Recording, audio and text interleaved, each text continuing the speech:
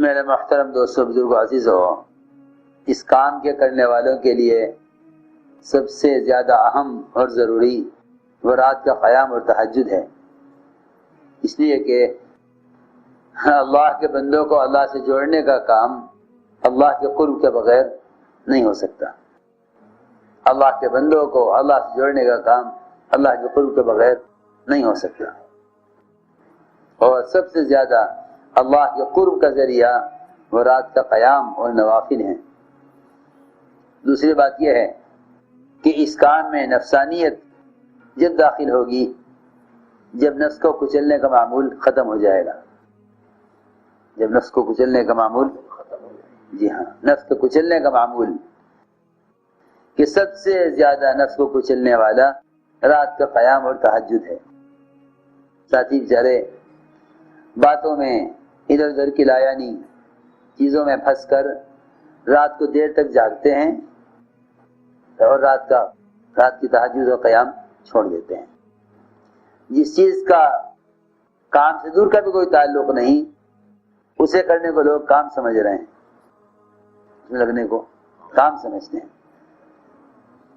شیطان غیبتیں کرائے گا، لایانی باتیں کرائے گا، آدھی رات اس میں گزر جائے گی، کہیں گے ہم کوئی مسئلہ حل کرنے بیٹھے ہیں، حالانکہ اس کام میں پیش آنے والے مسائل وہ تو کام کرنے سے حل ہوں گے، اور اس کام میں آنے والے اختلافات اللہ کے تعلق سے حل ہوں گے۔ ہماری ترکیبوں سے کچھ نہ ہوگا جب تک اللہ کی ذات کے ساتھ تعلق نہ ہو، کیونکہ اگر نوافل کا اہتمام نہیں تو نفس غالب آ جائے گا۔ نفس غالب آ جائے گا تو صرف دنیا میں نہیں بلکہ دین کے کام پر بھی نفس غالب آ جاتا ہے۔ اس لیے رات کے قیام کا اہتمام کرو۔ ابوبکر صدیق رضی اللہ تعالیٰ عنہ نکلنے والی جماعتوں کو تاکید فرماتے تھے کہ دو کام تم زیادہ کرو گے تو اللہ کی مدد تمہارے ساتھ ہوگی، ایک رات کا قیام اور دوسرے قرآن کی تلاوت۔ یہ دو کام زیادہ کرو گے تو اللہ کی مدد تمہارے ساتھ ہوگی۔ 1 سال تک صحابہ کرام پر تہجد کی نماز فرض رہی، 1 سال۔ جب صحابہ عادی ہو گئے تہجد کے، پھر اللہ نے اس کو نفل کر دیا۔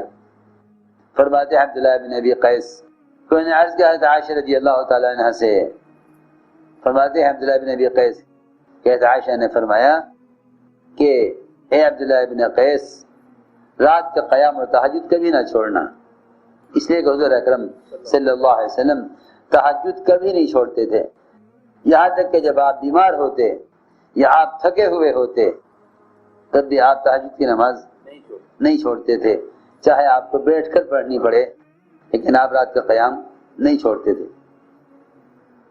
حضرت جابر فرماتے ہیں کہ ہم پر رات کی تہجد فرض کی گئی تھی، اللہ نے فرمایا تھا یا ایھا المزمل قم اللیل الا قلیلا، کہ اے چادر میں لپٹنے والے رات میں قیام کیا کریں مگر تھوڑا۔ فرماتے ہیں صحابہ کرام کہ ہم اتنا لمبا قیام کرتے تھے رات کو تہجد میں کہ ہمارے پیر ورم آ جاتی تھی۔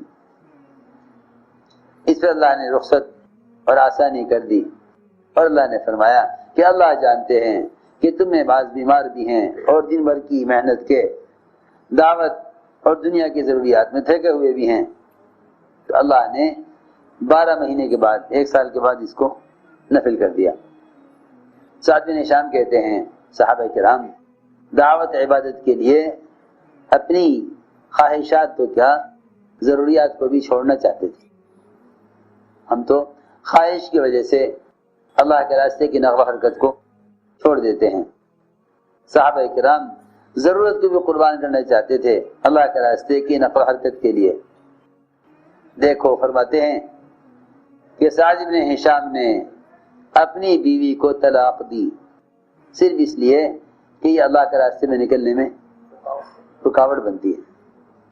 بیوی کو طلاق دے کے پہنچے مدینہ منورہ، وہاں مدینہ میں ان کی زمینیں تھیں، تو خیال یہ ہوا کہ یہ ساری زمینیں بیچ کر گھوڑے خریدوں اور ہتھیار خریدوں اور روم کے مشرکین سے جہاد کروں، یہاں تک کہ میں اسی کوشش میں مر جاؤں۔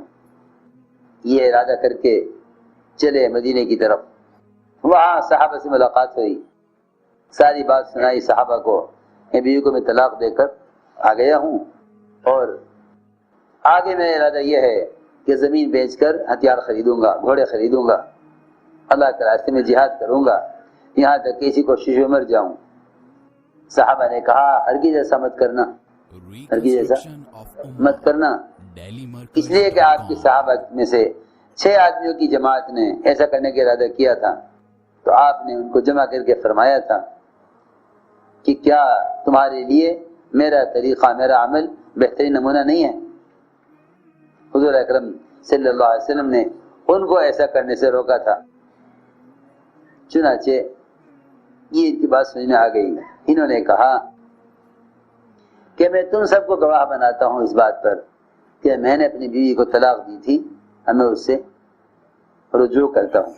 میں نے گواہ بنایا ان کو اپنی بیوی سے رجوع کرنے پر، حالانکہ بیوی کو طلاق دے کر گئے تھے، لیکن ایک طلاق دی تھی، رجوع کر لیا اور زمین بیچ کر ہتھیار گھوڑوں کو خریدنے کا ارادہ نکال دیا. پھر فرماتے ہیں کہ پھر ہمارے پاس آئے اور انہوں نے ہمیں بتایا تو ابن عباس رضی اللہ کے پاس گئے تھے اور ان سے سوال کیا تھا کہ حضور اکرم صلی اللہ علیہ وسلم کی رات کی نماز کی کیفیت کیا تھی، آپ مجھے بتائیے کہ آپ کا رات وتر کیسے پڑھتے تھے. انہوں نے فرمایا حضرت ابن عباس رضی اللہ تعالیٰ عنہما نے کہ کیا میں تمہیں نہ بتلاؤں کہ روح زمین پر آپ کے وتر کو جاننے والا سب سے زیادہ کون ہے؟ میں ضرور بتلائیے. فرمایا کہ عائشہ کے پاس جاؤ کہ عائشہ رضی اللہ تعالی عنہا یہ آپ کے وتر کو سب سے زیادہ جاننے والی ہیں، کیونکہ آپ وتر گھر میں پڑھتے تھے. صحیح خبر اس بارے میں عائشہ دیں گی اور جو وہ خبر دیں آ کے مجھے بتلانا. صحابہ علم اس طرح حاصل کرتے تھے کہ تم ایک چیز کا سوال کرنا ہے، عائشہ سے جا رہے ہو، عائشہ جو جواب دیں آ کے مجھے بتلانا ہے. چنانچہ فرماتے ہیں کہ میں نے عائشہ کے پاس جانے کے لیے میں نے حکیم بن افلاح سے میں نے ملاقات کی اور میں نے کہا کہ آپ بھی میرے ساتھ چلیے. حکیم بن افلاح نے کہا کہ میں آپ کے ساتھ حضرت عائشہ کے پاس نہیں جا سکتا. کیوں؟ کہ میری ان سے بول چال نہیں ہے. کیا بات ہوئی؟ کہ میں نے کہا تھا حضرت عائشہ سے کہ تم حضرت علی اور معاویہ رضی اللہ عنہما ان کے درمیان کے اختلاف میں آپ نہ پڑھیں، آپ خاموش رہیں. لیکن حضرت عائشہ نے میری بات نہیں مانی، اس لیے میں نے قسم کھائی ہوئی ہے کہ میں ان کے پاس نہیں جاؤں گا. ہاں فرماتے ہیں کہ انہوں نے جانے سے انکار کر دیا. میں نے انہیں قسم دے کر کہا کہ نہیں، آپ کو میرے ساتھ چلنا ہی پڑے گا. چنانچہ وہ میرے ساتھ آئے، حکیم بن افلاح میرے ساتھ آئے. سعد بن ہشام فرماتے ہیں کہ میں اور حکیم بن افلاح حضرت عائشہ میں حاضر ہوئے. حضرت عائشہ نے فرمایا کہ تمہارے ساتھ کون ہے؟ حکیم ہے. حضرت عائشہ نے پہچان لیا ان کو، عرض کیا کہ جی ہاں وہی ہیں. حضرت عائشہ نے فرمایا کہ تمہارے ساتھ دوسرا کون ہے؟ میں نے کہا کہ سعد بن ہشام. حضرت عائشہ نے پوچھا کون سے ہشام؟ ہشام بن عامر. فرمایا کہ ہاں ہشام بن عامر. حضرت عائشہ رضی اللہ تعالیٰ عنہ نے ان کے لیے ان کو دعائیں دی اور یہ فرمایا کہ ہشام بن عامر بڑا اچھا آدمی تھا. فرماتے ہیں کہ میں نے حضرت عائشہ سے سوال کیا کہ مجھے بتائیے کہ حضور اکرم صلی اللہ علیہ وسلم کے اخلاق کیا تھے. حضرت عائشہ نے فرمایا کہ تو اللہ کے نبی کے اخلاق کے بارے میں پوچھ رہا ہے، کیا تو قرآن نہیں پڑھتا؟ کیوں نہیں، قرآن تو پڑھتا ہوں.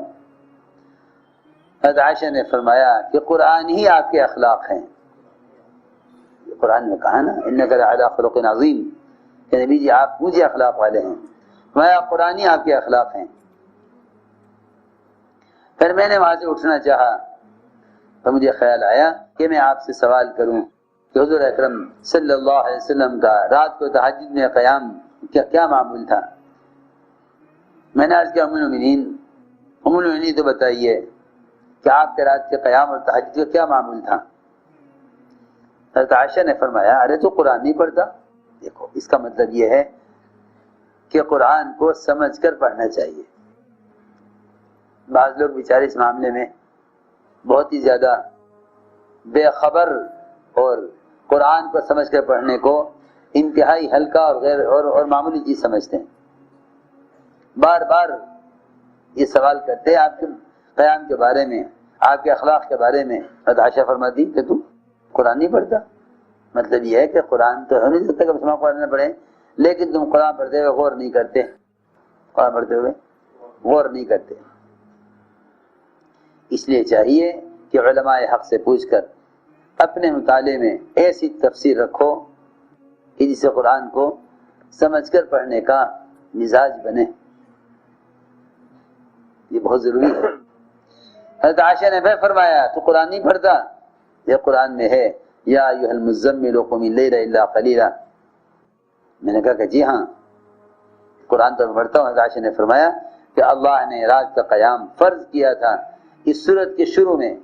حضور اکرم صلی اللہ علیہ وسلم اور آپ کے صحابہ 1 سال تک رات کا قیام اور تہجد بطور فرض کے ادا کرتے تھے، یہاں تک کہ ان کے پیر سوج گئے تھے اور سوج کر ورم جیسے پھٹنے لگے تھے. اللہ رب العزت نے رخصت کو 1 سال تک روکے رکھا آسمان پر. 1 سال کے بعد اللہ نے اس کو تہجد کو نفل کر دیا.